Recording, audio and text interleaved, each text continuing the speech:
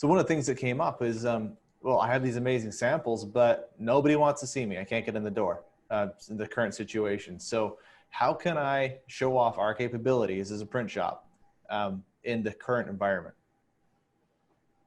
Well, every situation is going to be different, and nobody's imagining those struggles.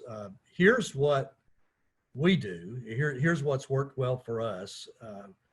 We will actually send the samples and then do virtual sample sharing sessions, just like we're doing today. So if we can get the customer or the prospect to commit to it, we will send them a piece and we'll schedule a call just like this, and we'll be holding the identical thing, and we'll walk them through the story.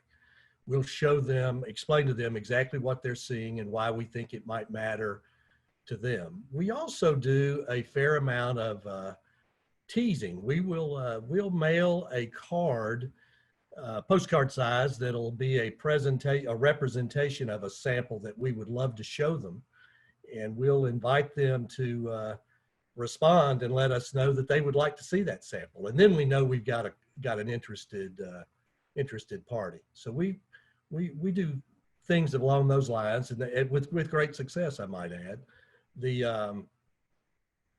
The customers want to hear new stuff. They do want to hear new stuff. They're as tired of being cooped up as you are of being cooped out.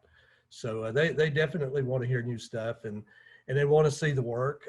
The story is more important than the sample itself, in my opinion. So if you don't have an opportunity to walk them through what they're looking at and help them understand why it matters and what makes it different from something else, just getting a sample to them isn't going to do the work.